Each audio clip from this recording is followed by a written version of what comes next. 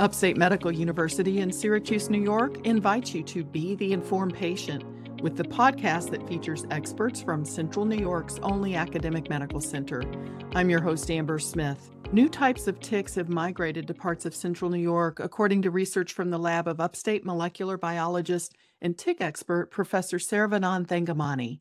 He's here to tell us about these ticks and explain how they transmit viruses. Welcome back to The Informed Patient, Dr. Thangamani. I'm happy to return back and talk about the ticks that we are finding in our program. Well, you've told us so much about deer ticks in the past and Lyme disease, but now there are a couple other tick varieties to be concerned about. Which ones are you going to tell us about today? In addition to the deer ticks, there are 4 other ticks that are emerging in the New York State. With specific reference to Central New York, I would like to focus on the dog tick, Dermacentor variabilis, and the Lone Star tick or Amblyomma americanum.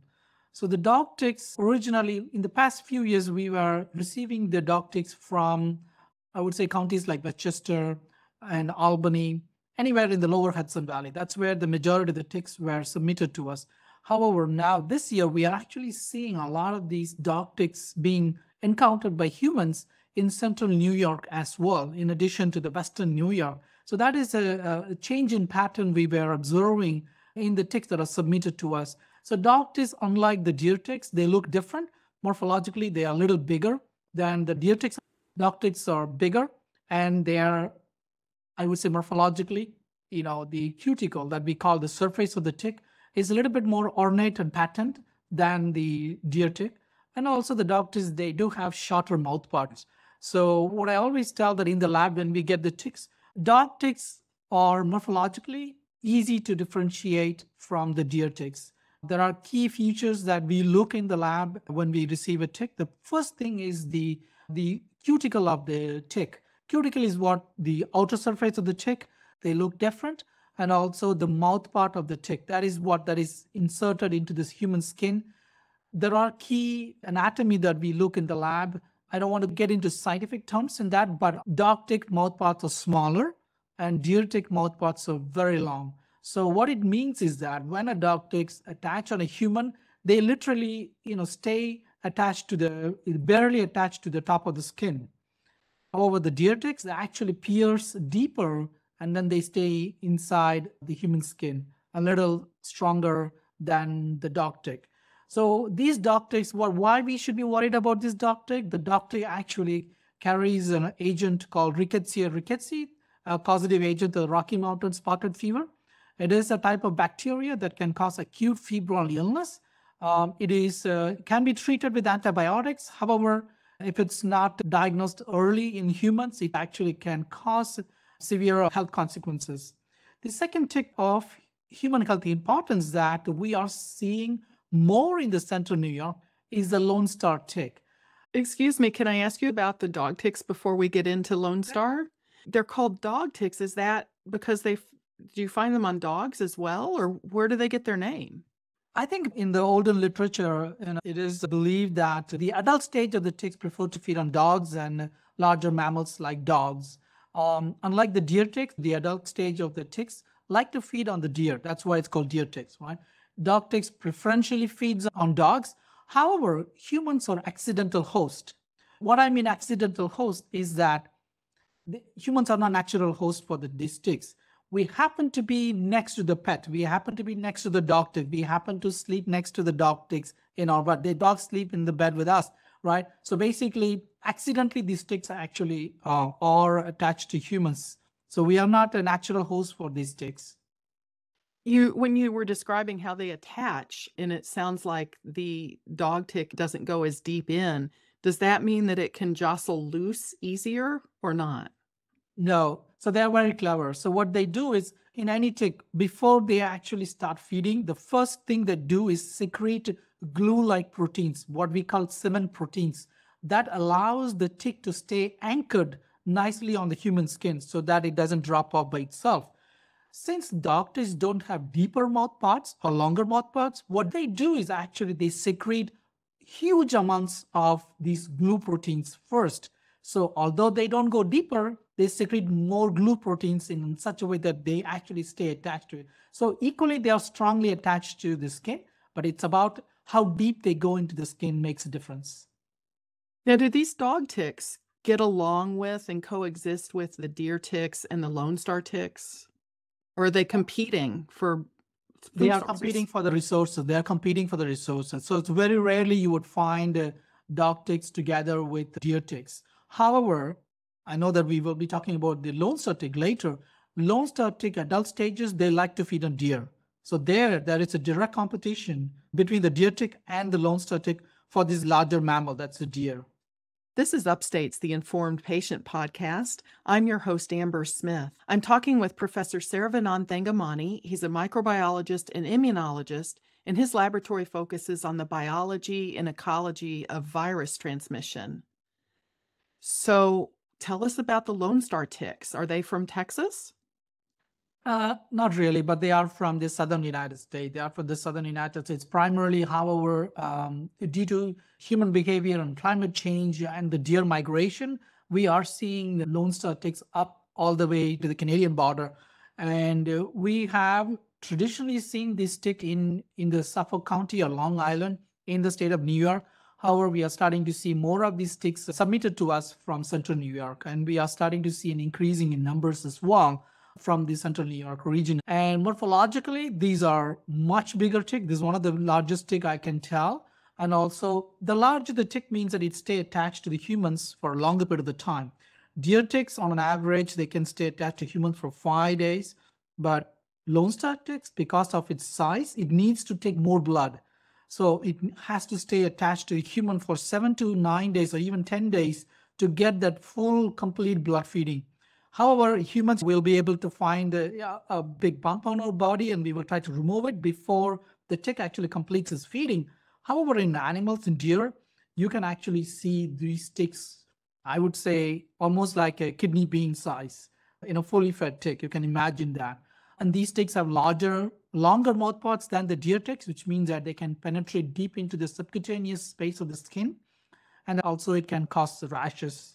And this is the tick that also causes the meat allergy, or otherwise called as alpha-gal allergy, to these bites of this tick as well.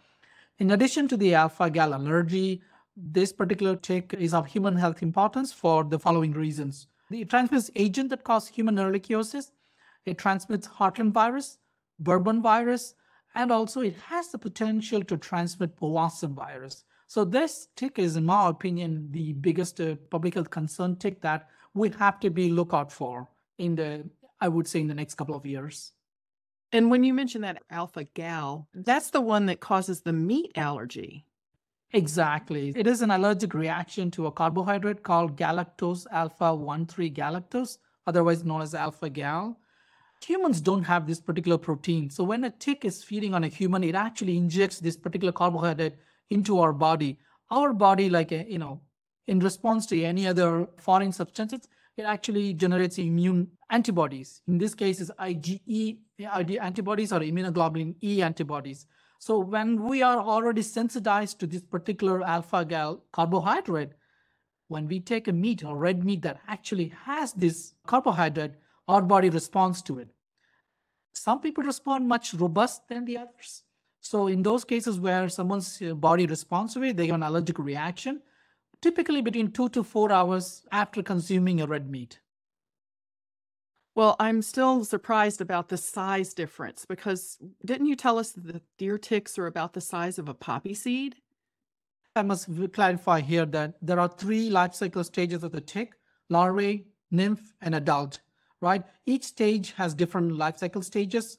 The poppy side ones are the nymphal stage ticks, I would say.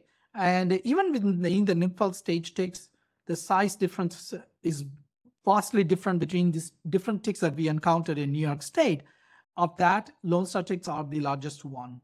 Even in a nymphal stage, you can clearly see the morphological differences of the tick in comparison to the deer ticks.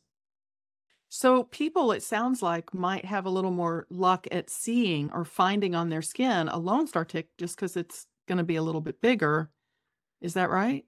You're absolutely right. You're absolutely right. So people can actually identify the tick on the human body much more easier than a deer tick. Now, does it have a star on it? Okay, it does not have a star on it, but it has a small white pale color dot that you had to assume that as a star. And that's why the tick is commonly referred as a lone star, because it resembles the star in the Texas flag. Now, you mentioned a bunch of the different diseases that these ticks can transmit.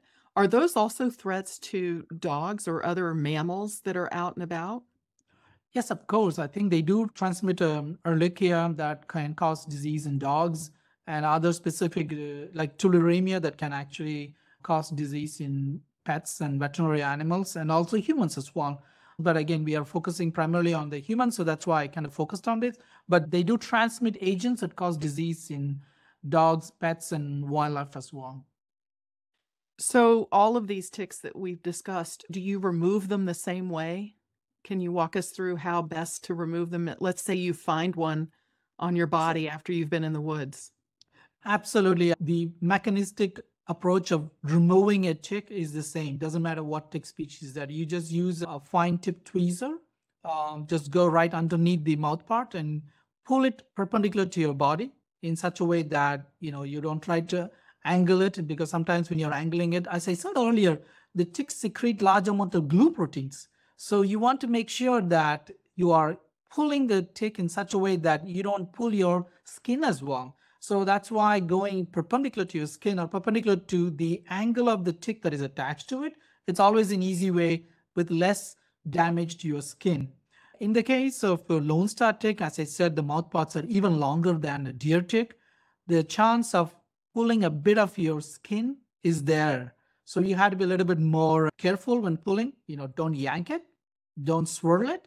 Just gently pull with gentle pressure. It might take 10-15 seconds to pull gently so that you have the least injury to your skin, but you have to be patient, particularly with the Lone Star tick. Is this something where a person needs to let their primary care provider know that they've removed a tick? I mean, is there anything that can be done if the disease has already been transmitted? Is there anything you can do at this stage? Absolutely. It's very important for the healthcare provider to know that you are bitten by a tick. That's one thing that our program is helping the public, is that when they send the tick to us, within a couple of days, we send the results back to them to let the public know, the tick submitter to know what agent that it carries. So by the time they go to the primary care provider, they have the tick results with them. So if they tell that information to the public healthcare provider, they will make informed decision, because a lot of these agents, a lot of these diseases can be treated with antibiotics if diagnosed early. So that's the key point. If it's diagnosed early, like rickettsiosis, like Lyme disease, if it is diagnosed early, the healthcare provider will prescribe the appropriate antibiotics to treat it. Even ehrlichiosis, you can actually get treated with antibiotics if diagnosed early. So that's why it's very important to tell the healthcare provider that you got bitten by a tick. And then in some cases, people don't send the tick for tick testing. In those cases, the healthcare provider will have an epidemiological knowledge about this tick and also where they are coming from. For example, if it comes from Central New York, they can go to our tick dashboard and then find out what are the current agents that are transmitted by this tick. And then the healthcare provider can prescribe or even do a diagnosis on the human accordingly. Let's remind people of the website they can go to learn more about tick submission or for the tick dashboard. What is your website? It's www.nyticks.org. So that is again www.nyticks.org. Very good. And before we wrap up, I want to ask you if you'll go over the steps people can take to minimize the chance of tick bites. What do they need to know before they head out? It is important to know the basic information about where ticks are living. Often they are living by the underbrushes, or depending on the tick, they can be underbrushes or on the top of the grass blades. But the most important thing is to actually know how to walk in the woods, know where to walk in the woods. I always tell people, don't walk on almost at the corner of the trekking tracks, because that's where the ticks are waiting, because it's where the grasses are unmowed. And if you go closer to that, ticks will actually hop on. Basically, when you brush against the grass, ticks will actually easily move from the blade of the grass to your socks, and then they will crawl into your body. And also you can do preventive measures like treat your clothes with permethrin, or have the insect repellent sprays that are good in protecting ticks and fleas and also mosquitoes, because the current insect repellents that are being marketed, they can actually prevent people from getting mosquito bites, tick bites, flea bites, and also tick bites.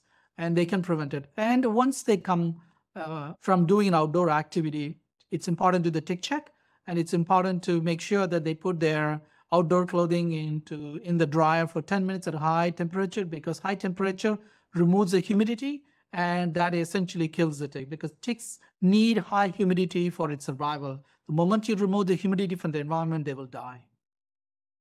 Now, they can't bite you through your jeans, but they could stay on your jeans and come home with you and then crawl onto your skin. Exactly. So they can come, they are good hitchhikers. So they will try to find spaces that we normally wouldn't notice or normally would ignore. And so we can bring them home. It's like the pets. Sometimes these ticks don't actually feed on the pets, but they are actually crawling on the pets. And then if we don't do the tick check on the pets, and they actually will crawl on the surface and they will find a perfect human to feed on. Well, Dr. Thangamani, I appreciate you making time for this interview. Thank you. It's always nice to share some information about the tick and tick-borne disease in Central New York. My guest has been Dr. Saravanan Thangamani. He's a professor of microbiology and immunology at Upstate, and the Thangamani Lab focuses on biology and ecology of virus transmission. The Informed Patient is a podcast covering health, science, and medicine, brought to you by Upstate Medical University in Syracuse, New York, and produced by Jim Howe. Find our archive of previous episodes at upstate.edu/informed. If you enjoyed this episode, please tell a friend to listen too. And you can rate and review the Informed Patient podcast on Spotify, Apple Podcasts, YouTube, or wherever you tune in. This is your host, Amber Smith, thanking you for listening.